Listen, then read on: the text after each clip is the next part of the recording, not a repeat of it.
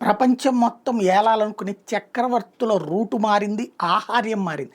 ఒకప్పుడు చక్రవర్తులంటే లక్షల మంది సైన్యాన్ని వేసుకుని, కత్తులు బొడ్లో పెట్టుకుని, శూలాలు చేత పట్టుకుని, ఏనుగులు పట్టుకుని, గుర్రాలు పట్టుకుని, గాడిదలతో సరుకులు మోయించుకుంటూ లక్షల మందిని పట్టుకుని దేశాల మీదకి పడి దారినొచ్చే దేశాలన్నింటినీ ధ్వంసం చేస్తూ అక్కడ ఉన్నటువంటి పాలకులని తమ హస్తగతం చేసుకుంటూ వాళ్ళని సామంతుల్ని చేసుకుంటూ వచ్చినటువంటి రోజులు పోయినాయి.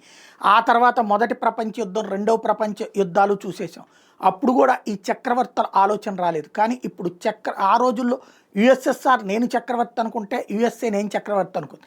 కానీ ఇప్పుడు ఇదంతా కాదు, ఒక సర్వం సహ చక్రవర్తిత్వం కావాలనుకుంటున్నటువంటి డీప్ స్టేట్ వాళ్ళు సృష్టిస్తున్నటువంటి మాయాజాలం, వాళ్ళ చేతుల్లో ఉంటున్నటువంటి సోషల్ మీడియా ప్లాట్ఫారాలు, వాళ్ళ చేతుల్లో ఉన్నటువంటి ఇన్ఫ్లుయెన్సర్స్, వాళ్ళ చేతుల్లో ఉంటున్నటువంటి మీడియా, వీళ్ళందరి ద్వారా తీసుకొస్తున్నటువంటి మార్పులతో ఈ ప్రపంచంలో అనేక రకాలైనటువంటి మార్పులు చోటు చేసుకుని మన కళ్ళెదురుగున్న మన చుట్టూ కనబడుతున్నటువంటిది సైన్యమే తిరుగుబాటు చేసి బంగ్లాదేశ్లోని ప్రభుత్వాన్ని అధ్యక్షురాలని, ప్రధానమంత్రిని లేదా అధ్యక్షురాలని అలా తీసుకొచ్చేసి మన దేశంలో ఉన్నటువంటి చూసాం.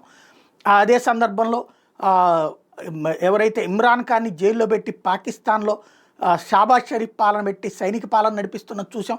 శ్రీలంకలో ప్రభుత్వాన్ని కుప్పకూల్చింది చూసాం. తాజాగా నేపాల్లో ప్రభుత్వాన్ని కుప్పకూల్చింది చూసాం. ఇలాగ అన్ని రకాలు చూస్తే, అలాగే ఇప్పుడు ఫ్రాన్స్లో ప్రభుత్వాన్ని మార్చగలిగింది చూసాం. అట్లాగే జపాన్ ప్రధానమంత్రి రాజీనామా చేయడం చూసాం. అలాంటి పరిస్థితిని భారత్కి సృష్టించడం కోసం చేస్తే ఈ రోజు వరకు తట్టుకు నిలబడింది మాత్రం నరేంద్ర మోడీ మాత్రమే. ఇప్పటికీ 60 రకాల ఉద్యమాలు చేసి గద్దెదించడానికి చేసిన ప్రయత్నాలు, తిరుగుబాట్ల ద్వారా చేసినటువంటి ప్రయత్నాల్ని తట్టుకు నిలబడ్డటువంటి వాడు నరేంద్ర మోడీ మాత్రమే.